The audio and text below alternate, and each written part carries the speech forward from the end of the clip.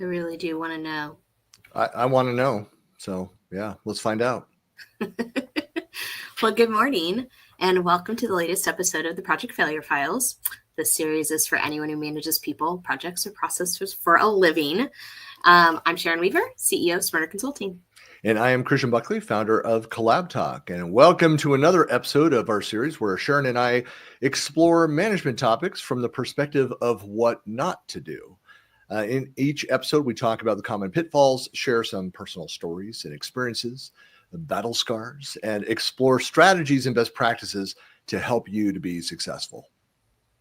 In today's episode, we're going to talk about the pressure on managers at every single level to do more with less, and specifically to get the most or more out of your team, your people, your resources. Squeeze, milk them for every last drop of productivity and effort. Mm-hmm. This really is, Sharon, the opposite, the flip side of last week's topic, if you missed it, in which we talked about the battle against disengagement of employees. So if you're pushing so hard to get more out of people, you run into that real danger of burning people out.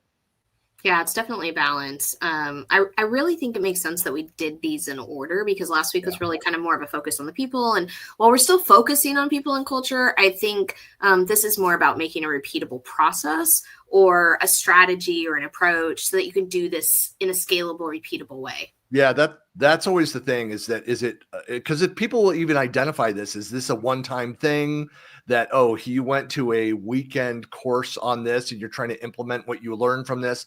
Or is this truly like the way that we're doing things? People recognize that. So I agree. It's about the culture. It's about creating a space where people get stuff done. So they are getting their work done. They're accountable to that. But they also want to come back to work the next day. Yeah. Like, are you inspiring people? Are they passionate? I struggle with this. I personally struggle with this, and I will go to bat for my people all day, every day. And it doesn't matter which role I'm in. Like, I will stand up for them for this because it's such a big deal. And if you're a project or operations manager or a leader or a business owner or a founder or anything else where you're responsible, and you're not regularly taking time to reflect on not just what everybody's doing and not just all the tasks and not all that, but like how they're actually doing. Like, are they okay? Are they struggling? Are they having issues? Do they need something? Then you're definitely going to run into problems. I mean, if you think for 1 second, and I have said this for years, I grew up in software development, and I really feel like software development for a very, very long time has treated resources and people like factory cogs. Like, they think that you're like a factory line, and they're like, you got to get that code delivered. You got to get that widget turned out. And so many times you have to think about the idea that we're not factory cogs. We're not machines. We are human beings, and we have real needs, and we have, real things that have to be addressed. Yeah. And when people are, this is one of my Buckleyisms, get ready for it. It's like when people are more, engaged, when they're more involved in the process, then they're more accepting of, they are more focused on participating within that process. And so that's again, that's why we talked about culture so much as part of this show. It's that I started my career, we're kind of getting into the meat of things, but I started my career as a PM. Like, we're like very driven, like timeline, budget. Like, you said you're going to do this, I'm going to hold you to that. I'm going to make your life miserable if you're not delivering on this. Kind of like, I got stuff done, but I was burning bridges, my path behind me, to get that stuff done. So leadership loved it. Peers, not so much. But it should be a great conversation as always. And with every episode, please feel free to comment throughout the episode, share your experiences. If you've got examples, if you want to be part of the show and be interviewed as part of the show, we're actually starting to do PM interviews. That's not just in the afternoon, morning PM interviews as well, AM, PM. You see what I did there? Yeah. But anyway, so if there's anything we've missed or topics, ideas for the show, please, we'd love to hear from you. Yeah. So let's get started with some definitions like we always do. So what do you think it means when managers talk about investing in my team. Well, the fact that you used air quotes to describe it, Sharon, that tells me something right there.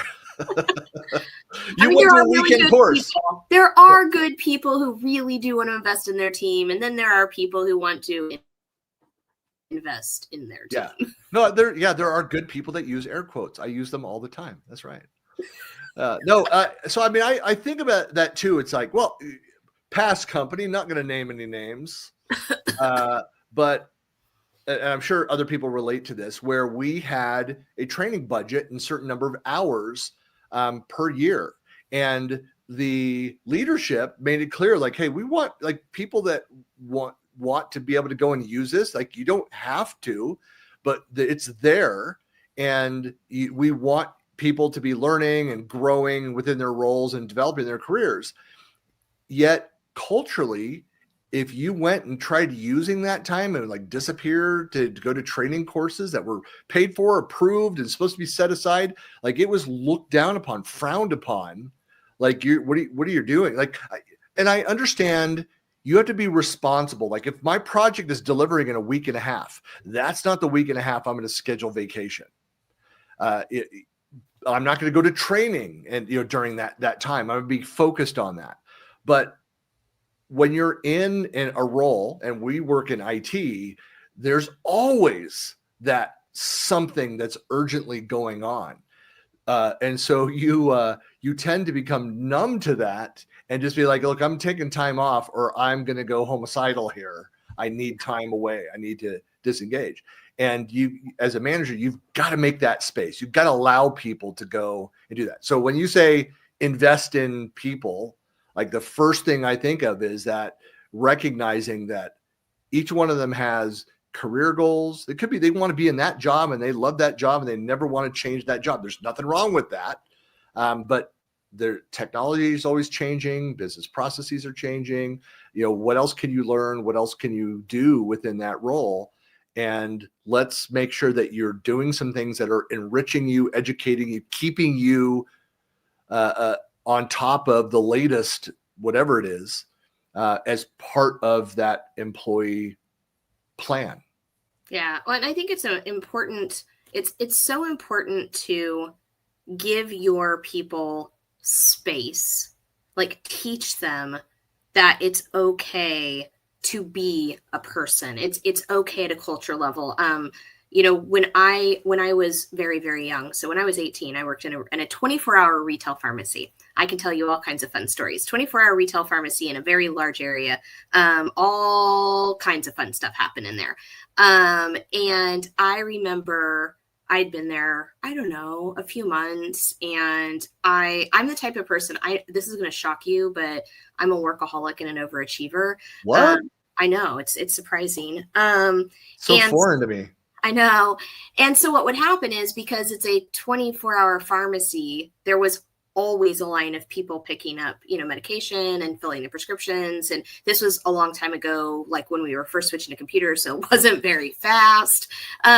There's always problems. You had to call the insurance company and get it fixed, and there's always this long line. And I just remember a couple of months in, I didn't leave. I would come in, for my shift. I'd get up in the morning, I'd come in a few minutes early. I'd start working. And, I was supposed to, I think, work 10 to 6:30 or something. And it'd be 7:30, 8 o'clock, 8:30. And there's still a line. There's still a line of people. And I'm still doing my job. And not too long into this, my manager comes to me, and my manager gave me some really good advice that I got for the rest of my life. And this is where I'm going with this, right? Is that I think when you invest in people, it's not just having a meeting on a regular basis, it's not just telling, it's helping them to understand balance. And my manager came to me and said, look, this is a 24-hour pharmacy. There's always going to be a line. That line is going to be there. And because we didn't have an open and close time, right? Always going to be there. There's never going to be a good time for you to stop. There's never going to be a natural breaking point for you to stop and go home. You need to learn that when it's time to go home, that you find somebody else to take your spot and you get your stuff and you leave. And it was an important coaching moment for me at a very young age, for somebody to tell me that I was given the permission to not be responsible for something when it was past my time to do it. And I think that's an important thing when we talk about investing in growth and we talk about, investing in our teams, is it's giving people the permission and the right to say it's okay to do what you need to do, but it's also okay to be done or to take a break or to leave when you need to do that as well. Yeah. There's this is relevant, but kind of a personal, this quote that I love. I'm sure I'll get it slightly wrong, but it's just that there's no amount of financial success that can compensate for failure in the home. And it makes me think of, for folks that, especially if that have families, have kids, and they're trying to prioritize. Again, that is something that we talked about a lot last week, is you have to be having conversations and understand the people who you're managing, that you're working with, some degree of who they are and what drives them and what they prioritize. And so not everybody is driven by career ambition, growth, and go out there and do things. Like I'm at that stage of my career. I've been doing tech for over 30 years, is where I want to work on the projects that I enjoy. I'm not the retirement type. Like I will be doing advisory. I'll be working fewer hours, but on projects only that I handpick and like, that'll be my retirement. There's my air quotes. But me too. Yeah. But figuring out, because you can't, if you constant pressure, like in IT, without having the support, without having some recognition of, that the fact that I'm feeling guilty that I'm not with my small kids. My kids are huge now, but they're adults, but that I'm not able to go and do those things, which I know are our higher priority, that will lead to disengagement. That will lead to fatigue. It makes it difficult for me to remain in that role.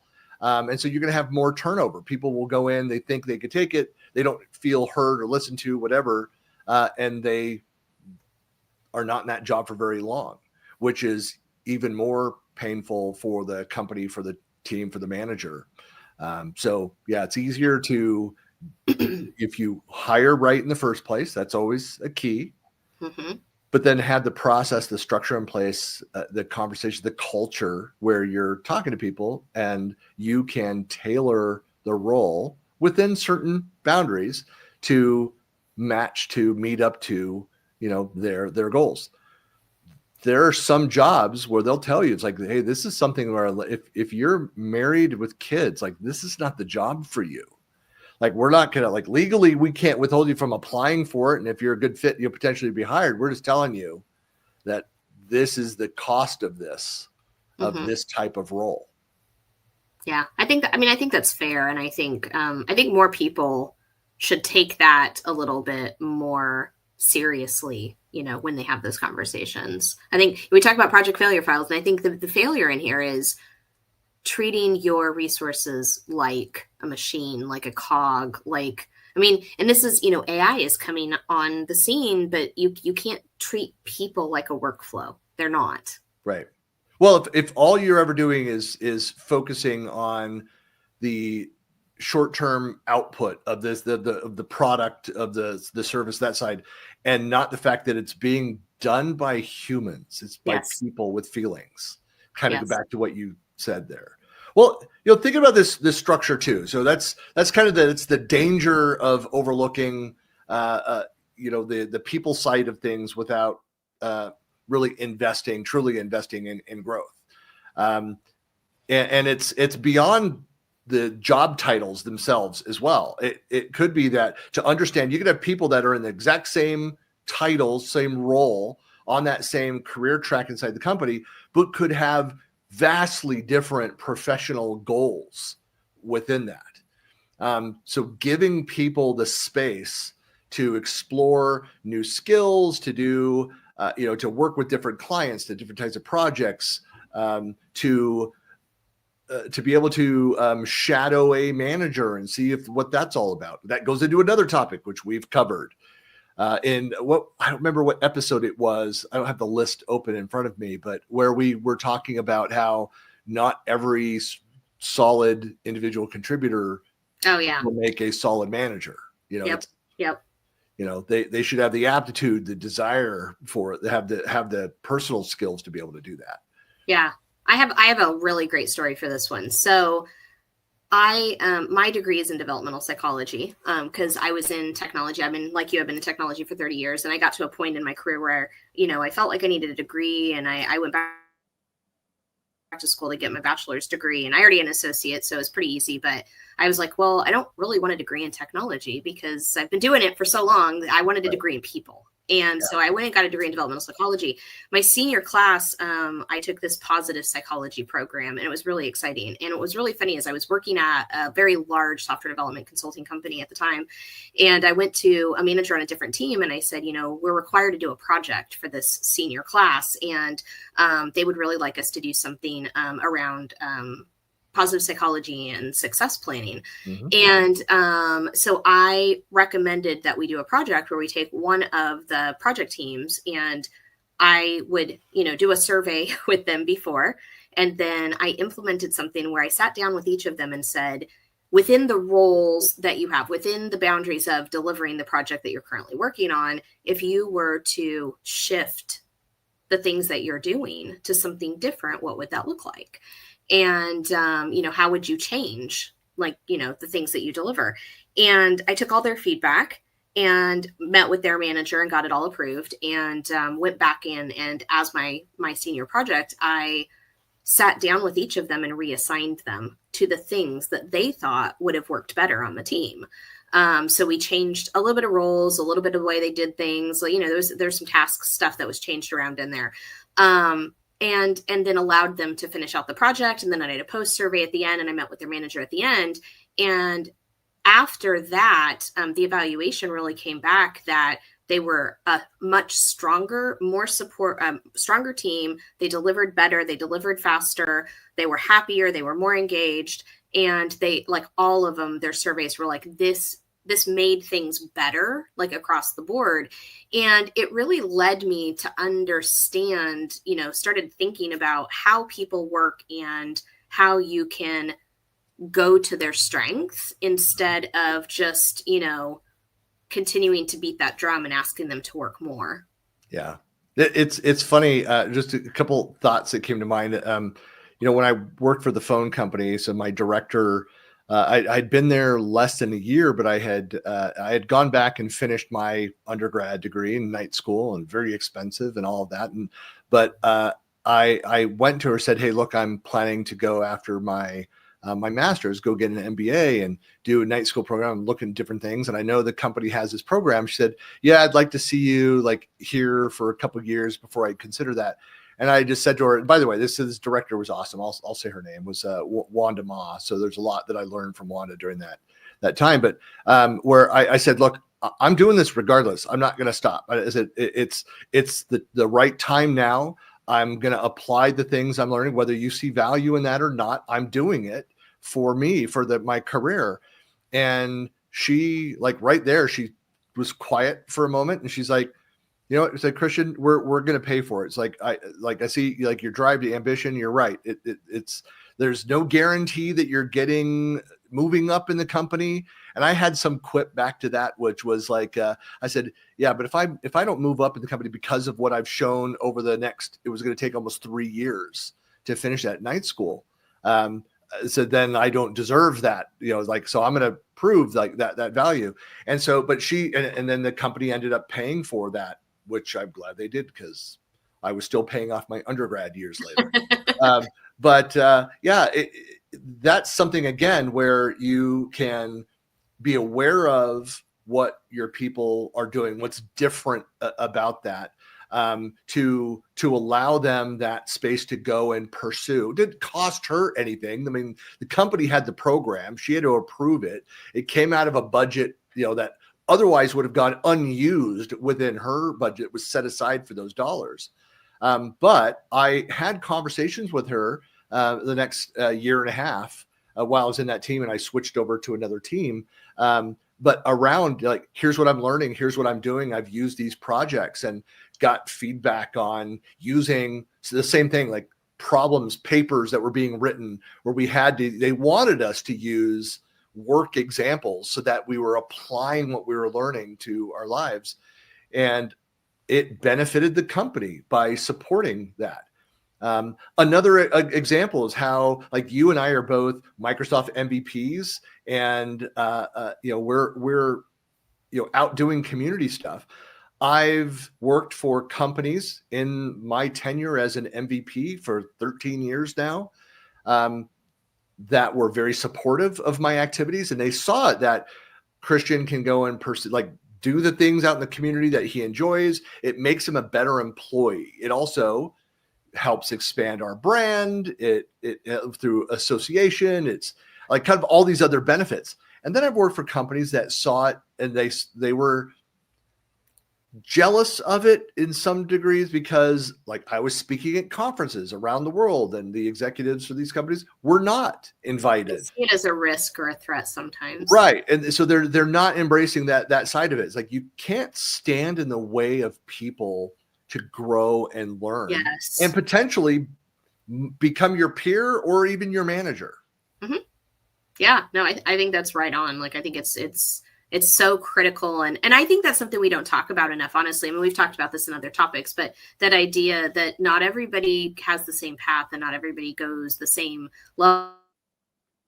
And if you're trying to keep your team boxed and you're not allowing them to grow at their own rate, and you're not supporting them in the right ways, I think that is another way of, really kind of squashing your team and not allowing them to really you're not getting the most out of your team, because investing in your team doesn't just mean, as much as I like a good pizza party, it's not just a pizza party. It's more than that.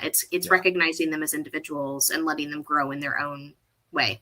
Well, you have the things, if you think of like corporate training, and we all have, like, there's the sexual harassment, there's like the compliance security standard things you have to go Don't through. click on phishing links. Right. There's all that kind of stuff. It's like, I never click on anything. That's why I never answer emails. I don't respond to stuff. Like, I am risk averse there.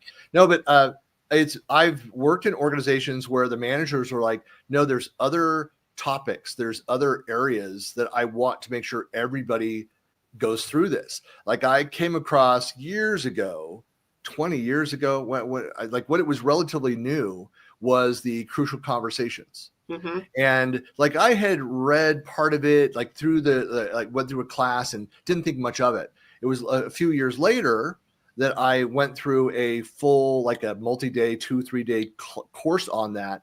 It was crucial conversations and whatever the follow-up for that one is. Like a 2-part thing with the workbooks. I went through all of that, and everybody on the team, all of the managers and senior people would go through this class, and I'm like, I see the benefit of everyone having the skills.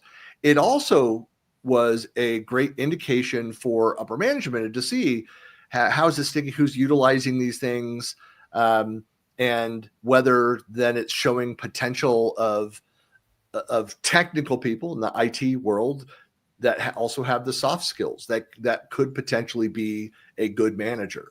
And so it was a way to identify future leaders. Yeah, I mean, I feel like I felt that same way when I went through my Six Sigma program. I was invited to participate in that. And I think, the place that I was at the time, that was one of the ways I think they really tried to identify people who had exactly that skill set of, solving problems and identifying issues and understanding kind of, what was going on across the organization. But I think creating programs like that, and it doesn't really matter what the program is. I mean, I think, from a failure file perspective, your failure is not, your failure is just treating people like robots every day and not thinking about do they need more?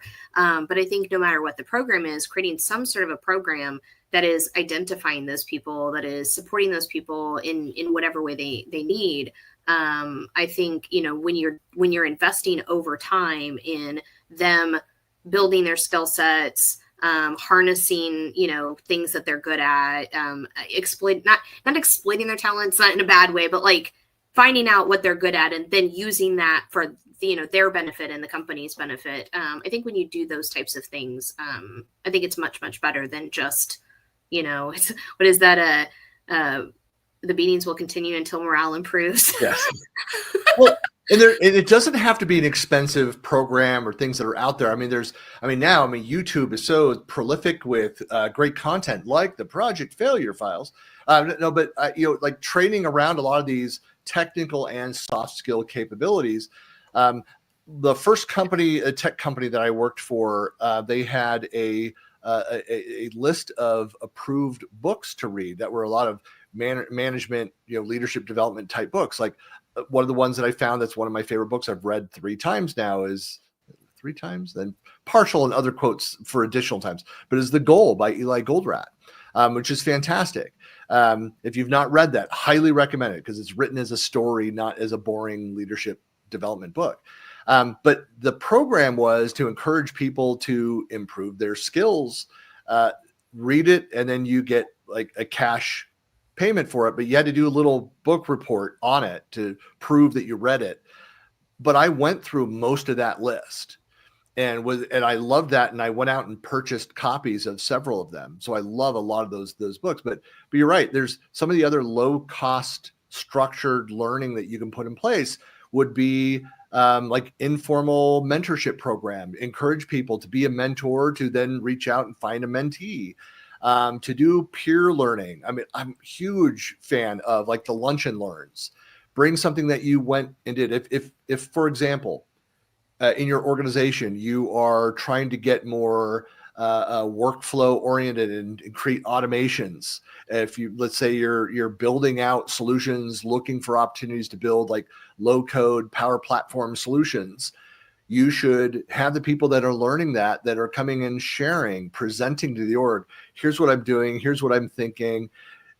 They'll get feedback out of that. Like, did you consider these requirements or these other needs? And you should think about this. And it's also great for inspiring other people to say, hey, I can go and do the same thing and learn. Obviously, it needs to align with your company goals and those things. But if you have as part of your culture, part of your company goal is that you're a learning organization, then everybody should have as part of their, at least, the very least, their annual review process, like what are your personal upskilling, learning goals for this coming year? And that should be part of that plan. If people are like, oh, I don't know, it's like, well, what do you want to do? Like, I don't want to have uninspired people that have no idea what they want to do with their lives, depending on the role in the company, obviously. But for doing management tasks and in the companies I work for, like I want to be around people that want to be learning and growing constantly. Yeah. No, and I think it's just important we talked about keeping a pulse and knowing what people want and where people are going and what they're trying to accomplish, to help them to make sure they're not burning out and they're not disengaging and those types of things. And I think this is a really good way to do that. Like it's understanding, what is it that's important to you and how can we help you achieve those goals? And just as important, it's also great to identify if they're maybe in a role that's not the right fit for them, or maybe they're aspiring, like you were saying with your MBA program, if they're aspiring and they're potentially going to not fit in that team anymore, even if that means they might leave the organization, I think it's good to know that, and it's good to support them in that way so that maybe you can assist them so that you do lower the risk across the entire team. And, we talk a lot about investing in our teams, meaning we take care of people to keep them in the organization, to keep them in the box. And I think it's just as important to say investing in your team is also, if somebody isn't a good fit for the team anymore, and it doesn't mean there's anything wrong with them, but they're just not a good fit for that role anymore, it's just as important for you to invest in the team members that are still there to help that person transition to the next role or the right place or the right thing, so that your team can be more successful and then get the team member they need, or maybe remove the thing that's causing the block. And I don't think we talk about that as much either. No, I think it's a difficult conversation because nobody wants to ever think about like their star performers on their team that they might leave. But the fact that they move into star performer roles means that they're most likely to leave. Yep. And so you have to plan. So you have to have that constantly be thinking of, okay, that PM that reports to me that's doing a fantastic job, if she left, who could step into that role. So succession planning is an area that I think we should do a topic on succession Do we not have planning. a topic on that? Definitely put that on. That is, I don't know why we don't have that already on the list, but I'll add it in. We're now cutting into April 2026. No, but they fail at it utterly. They aren't thinking about that, and you should constantly be thinking about that. It's almost like Murphy's law. Like it's well, again, fitting it within the scenario is like when everything feels like we are just hitting on every cylinder. That's when the engine breaks. Yeah. So you have to be ready for that. And I mean, more than that, you're helping to mitigate risk. You're helping to make sure that those rock stars have an avenue to continue to be successful. But you're also cross-skilling and upskilling the existing team by having a plan like that in place. And so this goes right into what we're talking about, because sometimes investing in your team is having understudies and doing cross-skilling and doing upskilling to make sure that it's not that I want to lose people, and it's not that I want to see things go awry, but I do want to make sure that the team is covered, but also you've got, other people that then creates a good opportunity for to move into some of those roles. So I think it's, you got to think of the whole picture. Yeah. Well, you don't have to spend a bunch of money on building this entire learning program and model for that. It can be something as simple as having redundancy in different technical skills and other things. So doing mentoring, shadowing, type things. But also the other side of all this is recognizing and rewarding, as growth happens. And again, creating that culture of appreciation. And it could be something as simple as, we have a one-on-one call out. Hey, this was fantastic and great job. And I remember I apologized to my team I said, I realize I'm not calling this stuff out. Other teams, they're constantly doing this and doing the recognition. And one of my PMs said, yeah, it's a lot of noise, a lot of fluff. They do it all the time. It's not as meaningful. It's like, we recognize, like, when you call it out, like, it has much more meaning. I'm like, there needs to be a balance in between that. I can't just hold it for, only these special, times, these circumstances. I need to do it more proactively. So again, creating a culture of appreciation, but then doing team recognition, do that through formal praise, like could be gamification up in your intranet. If you're using Viva Engage, or Yammer or Teams, doing things there. Bonuses and calling out, like, hey, who's got like the Gold Star Award, which comes with $1,000, whatever this thing is. Peer shout outs. All those things can boost motivation and help people think, hey, I want to be like that other person. It's like, all right, well, they just wrapped up their 1-year contract with mentoring this other person. Why don't you go talk to them about signing on and mentoring under them on some of what they're doing, and talk about what that means and how it fits together. Again, no third-party cost to that. There's other things. There's like, go pay for Coursera for everyone and go through actual certification programs. There's a lot of things that you can do that'll drive value both back to the organization, but also help develop better employees.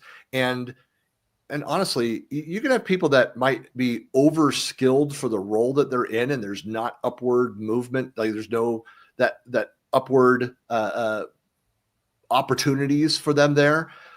But if they're happy there and if they're learning and developing, that could keep them there even longer, because the likelihood of having that same culture moving on is less likely. So yeah, there's a lot of benefits to trying to do right by working with people and helping them develop. Yeah. I mean, I think some of my favorite places I've ever worked have had some sort of appreciation program or celebrations, or, and the ones that I remember, the ones that I felt like I was overworked, stressed out, and just kind of tired of being there, were the ones that, it was just day in, day out, grind. Also, they dictate what to do versus give me the autonomy to go and get to the end and and deliver the way that best fits my style. Or Yep. Yeah, no, I think it's really important to, create it always comes back to culture, right? It always comes back to culture, and creating a culture of support and training and learning and recognition and appreciation. And I sound like I sound very woo woo right now, but it's it's very, I mean, it's true. I mean, it just is. And I was doing this other this other thing earlier, and we talked about the whole idea of, we have to be able to be grateful, and we have to be able to be thankful, for the things around us. And I think it just really does make a big difference. And when we think about how important mindset and the people's feelings are. Yeah. It's, with all this too, the clinical approach to this. And I just think of like giving people opportunities. If you are upfront and part of your conversation is like, look, the business is expecting us to do 10% more. It's like, my goal for us is 20% on our numbers this year. Here's how we could do it. And then exploring ways, giving people the opportunity to step up and say, hey, I can take on that additional project, or I could do this thing. It's when you're asking, it's difficult to go and align. Like, here's the corporate and the business unit goals. What does this actually mean in my day to day? Like, what are you actually asking me to do? How does it translate into the fact that I've got small kids at home and I need to be leaving at 5 every day? Like, I'm sorry, I'll give you the most of what I can do during the 8 to 5, but what else can I do? Give people those opportunities to step up. Let them take ownership and be accountable for those things to drive towards those goals. But so much around this is that, again, autonomy is important. Allowing people to innovate, to try things, to experiment and fail. Like, here's what we were trying to do. That didn't work, but here's what we learned from it. Go. Don't dwell on the failures of that. Focus on what do we do next.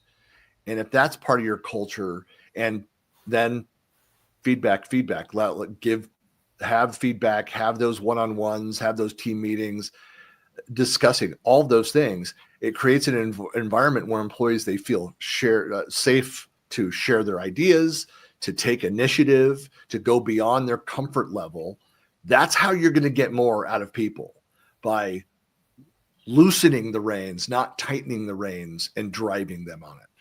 Well, and I think once you do that, and what I have seen is that when you do that, the people who are going to rise to the occasion rise more, and the people who are not, who are just there, and I'm not going to say just there for the paycheck, because we're all there for the paycheck, yeah. But I mean, the people who are there, who don't have the intention of, growing or pushing or, trying to keep up with the team, often find that they no longer fit. And that's when we start having the discussion of, maybe this isn't the right place, maybe it's not the right role, maybe it's not the right thing. And it's not to say there's anything wrong, but what we do find is that when we deliver autonomy and training and support and all those things, we identify the people who fit into that culture and into that organization better.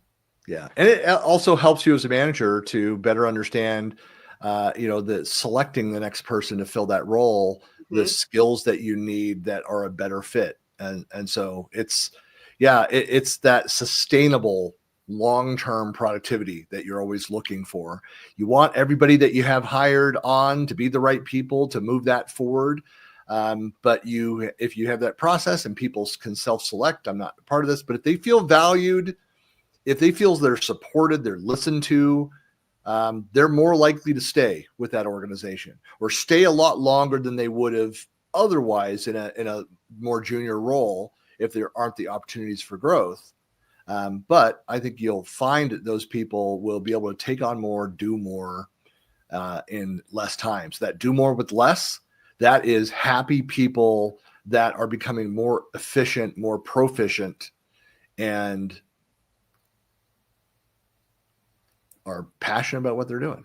No, well, and I think, what we're ultimately talking about is sustainability. Yeah. And for years and years and years, I've managed teams and people. And at the end of the day, I would rather have somebody who's consistent, who shows up every day at the same time, who takes a break, who leaves at the same time every day, who takes their vacations, who goes home on the weekend, who doesn't sit and work 24 hours a day. Because truthfully, when we talk about sustainability, we talk about burnout, we talk about disengagement.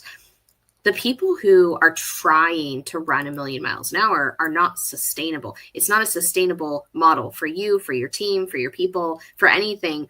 What is sustainable is consistency.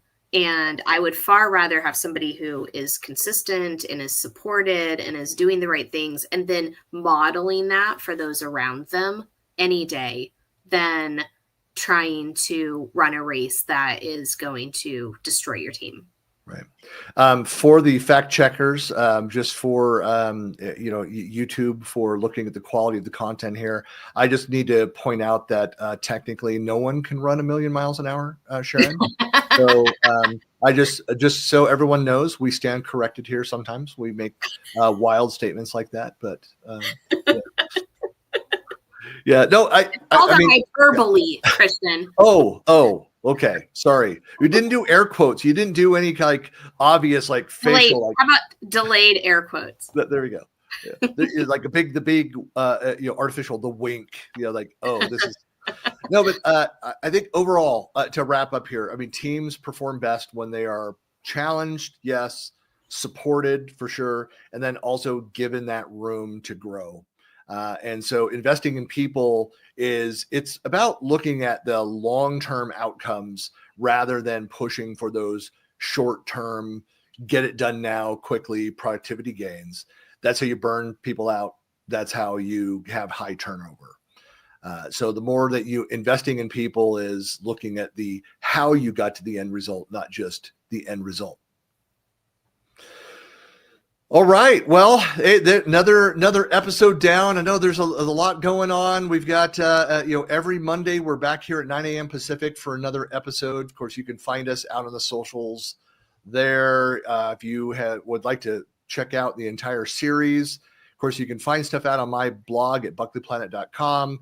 Out on YouTube, you can go search under Sharon and my names. You'll find everything, Project Failure Files, without the space, as a hashtag. Project Failure Files is all over the place. And you can also go sign up. Please do sign up at projectfailurefiles.com.